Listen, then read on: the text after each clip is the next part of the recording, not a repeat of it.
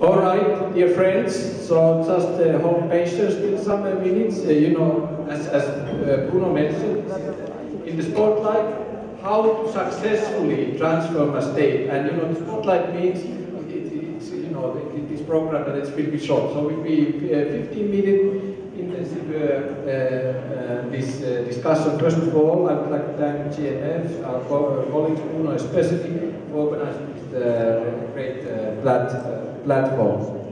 So, very shortly, maybe one reason why we are having this spot is that Martens Center, which is the political foundation of the European People's Party, has been doing for 2 years a program called Ukraine Reforms, in practice, meaning bringing Central European and some Balkan former and previous leaders to Ukraine, not tell or preach how to reform, but to tell about their experiences and change some ideas and maybe offer some inspiration for the reforms. Now, very shortly, you know, I will have to take my watch so we don't go over. Very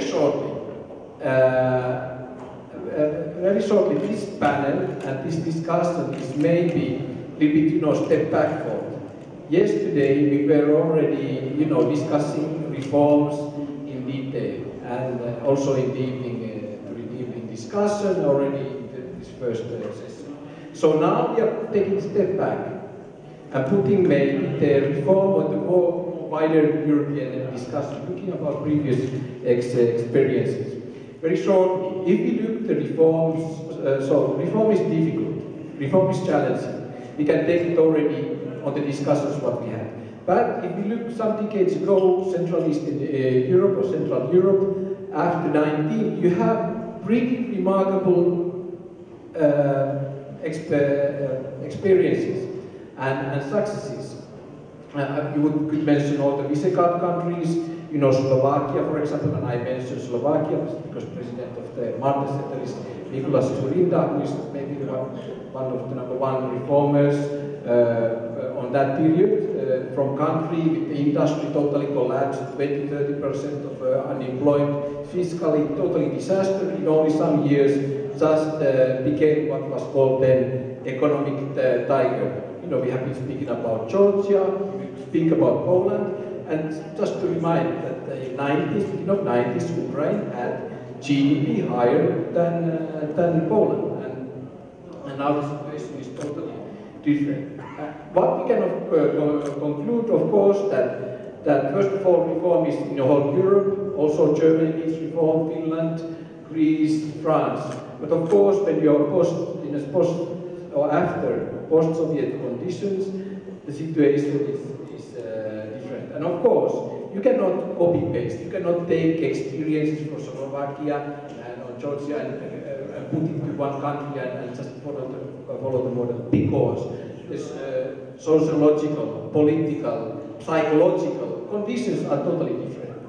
But what you can do is, of course, offer examples, stories, and maybe some inspiration. And as Bruno was mentioning, we have Michał, Boni, who is Bruno already introduced, but I have mentioned a bit more in detail. In the 80s, he was a freedom fighter. In 90s, and when the Poland was in a very challenging situation, you know, many of you work in politics, so you know that if you want to be a politician, you will be enormously stressed and will not sleep at night during the years to come. You know, Minister of Labour and Social Policy is the place what you want to take, and that's what Mr. Boni was for many years, and since then very much following the reform process in Poland in various tasks as a minister, and very much and later became a member of a very influential member of the European Parliament. So Mr. Boni, we have been discussing about reforms, and now you have been with Poland during its whole trip. So what is your take? Looking the whole process, how it has gone to Poland, and looking Ukraine today, what are the lessons learned of Poland to Ukraine? First of all, thank you very much for the invitation and many fascinating and inspiring discussions yesterday and today. I think that when we are discussing about reforms, we need to indicate that there are initiation time period, that there is a transition period, very tough very often, and there is a time for fruits.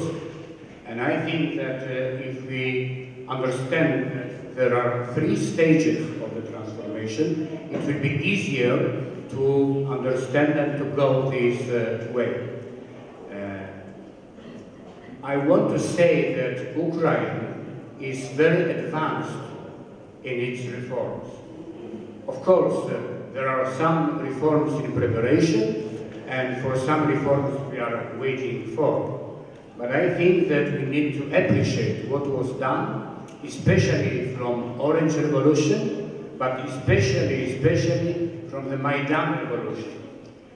It's 7 years, and I think that it was some kind of, and it is some kind of special heritage for Ukrainian people and for the governors in Ukraine, as it was solidarity movement in Poland at the end of 80s and the beginning of 90s, because it's very important for transformation activities to have heritage and to have background based on values, as it was solidarity movement in Poland, as it was in many countries of this region, and as it was Maidan Revolution for Ukraine.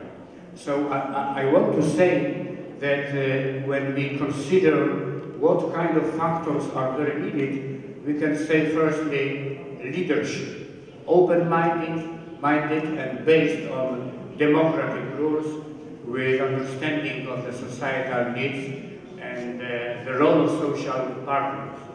Secondly, the social dialogue, also in a new model which is related to the civic dialogue, involvement on many organizations to discuss about solutions and to find the best solutions.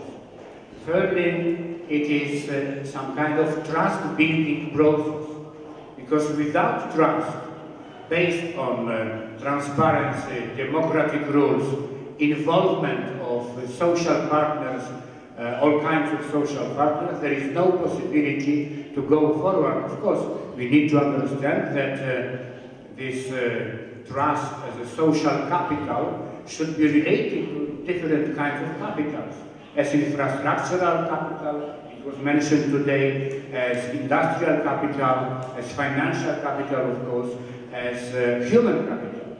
So if we want to go forward, we need to focus on those kind of capitals, and the social capital and trust is crucial. Also, I think what is needed, recognized by evidence, needs and priorities for building the future. In my case, Polish future, in Slovakia, Slovakian future, in the Czech Republic, Czech future, because there are differences related to the culture, but related also to the traditions of industries, traditions of the structure of the economy. And I think it is important for Ukraine to find the future competitive advantages based on the structure of the Ukrainian economy. For example, agriculture and food should be also one of the important factors for the future development of Ukraine. And also what is crucial, when we have started in 1989, I was 35. I was after my conspiracy experiences related to Solidarność, and it was very, very important because I feel the young. But after 30 years, I think that for politicians it is important to find relationship with younger generations. So when I have started in Donald Tusk's cabinet in 2008 to prepare the strategy for Poland 2030, my decision was to cooperate and to create the team, to establish the team, experts of various areas, from various areas, as in average 20 years younger than me. It is important experience and lesson Because when we want to go forward with strategy, with reforming, we need also to create the background for intergenerational cooperation. And last but not least, this is decentralization efforts. Because for Poland it was crucial to build this freedom at the local level, to give and to create framework for free elections, and to establish the possibility to start with new leaders at the local, provincial, regional area. And I appreciate the centralization reforms which have started some years ago in Ukraine. So there are some factors. Thank you. We still have time for a couple of questions. I would say one, the elephant in the room has, during yesterday and today, has been, let's face it, this EU membership. We last panel just discussed about that Daniel was pushing on it. So there's expectation. On the other hand, there's this difficulty from the EU side because situation in Balkans. We have challenges in Poland and Hungary, EU side, and so perspective is there, but the timeline is very unclear. So, Mr. Boni, my question to you, in the Polish success story, because it was a success story, for very, very, very long time. How essential was this perspective, expectation, promise from the European Union, and from that. Knowing what the situation is today, as we speak about Ukraine, how do they combine that? How do we be able to maintain that positive atmosphere? I remember the momentum in which we have signed the first agreement with the European Union. It was the beginning of 1992, as it was for Ukraine in 2014. And after 7 years in Poland, in 1999, we all were involved in the work to scan the legislation for adjusting legislation to European Union requirements. We worked very hardly, and it was clear for all of us, from post-communist groups, from leftist groups, from conservative groups, for us as before Civic Platform, it was Freedom Union, that we need to cooperate on that topic, on that mission, on that goal. And I think I hope the same situation is in Ukraine, because as a member of the European Parliament, I have worked with parliamentarians from Verkhovna Rada in the period 2014-2019, and it was very, very successful. But on the other hand, I think that some topics, some points are, I don't want to stay in the same position as corruption, because we started the debate about corruption in 2015, and there were many promises done by the government. Now I hope it's coming back to the creation of the final model of the legislative structure and legislative framework to fight corruption. But on the other hand, and it was my experience from Poland, the legal framework to fight with corruption is necessary, but it is not sufficient. We need to work on socio-cultural background and attitudes, because this is some kind of attitudes which lead people to this zone of corruption, and very often to the shadow economy. Kiev Institute, Sociological Institute, presented the data that 46% of Ukrainian economy, the value of the shadow economy is at the level of 46% of GDP, Ukrainian GDP. So something should be changed. It's not only judges, it's crucial to have honest judges in the system, but also we need to be precise when we are creating the legislation, not too bureaucratic for small businesses, because it's starting from the attitudes of entrepreneurs. So I think that in some areas, of course, we need to, this is one of the most important problems, we need to keep democracy. And this is some kind of paradox, because how to keep democracy in Ukraine during the time in which there is a war, emergency situation, through 7 years. It's not so easy. But in my view, there is no contradiction between democratic values, transparency decisions, open processes of decisions done by the government, and building the trust with keeping the power of the state which is needed to fight with Russia, also with disinformation, but on the other hand to build these democratic values and democratic background as decentralization is. Thank you. If Bruno allows, we will have a final question. One question, Mr. Boni. Back to the Ukraine and Poland. You know, looking to Poland today, the situation is challenging.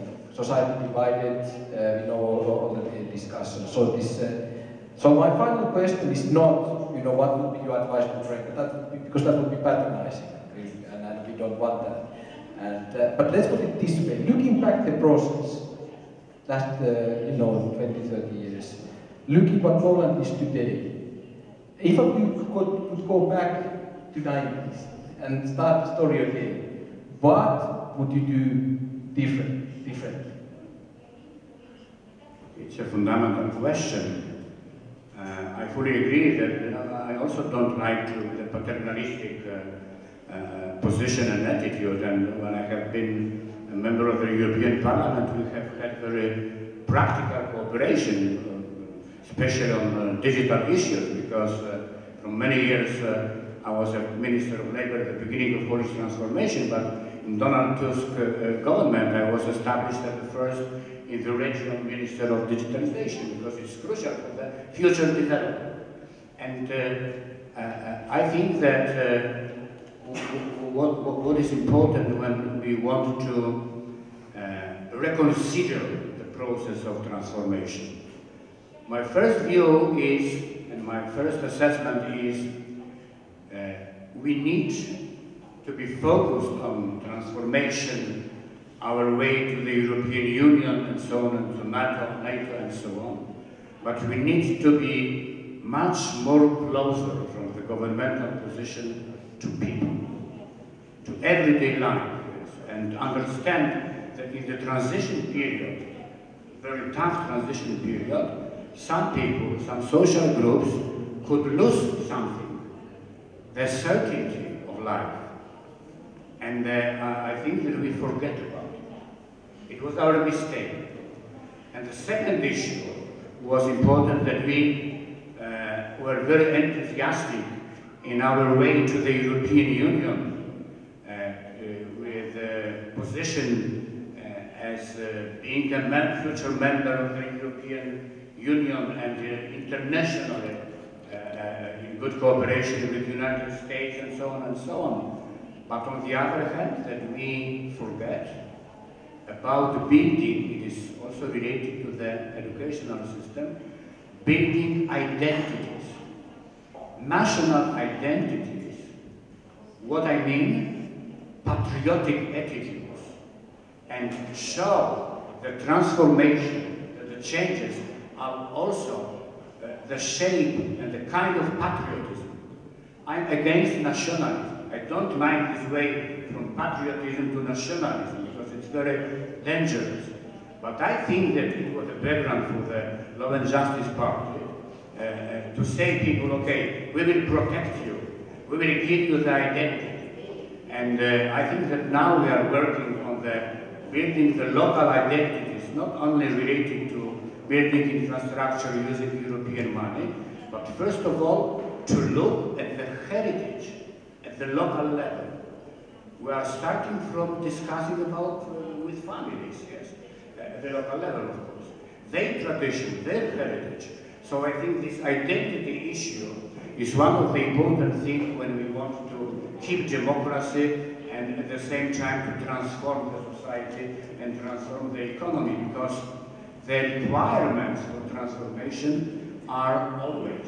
This is not only the time when we are starting. This is the time in which we need to adapt, we need to adjust to the completely new challenges as technology revolution, for example, as completely new distribution of powers all over the world. Thank you, Mr. Boni. Our spotlight is ending, so that was good closing. Close to people, and don't forget to be Ukrainians, but European Ukrainians. So thank you very much, and Bruno, I will give the floor back to you. Thank you very much to you.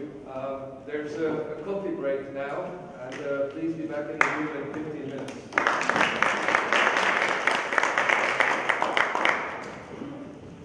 So see you here around 11:15. Were you?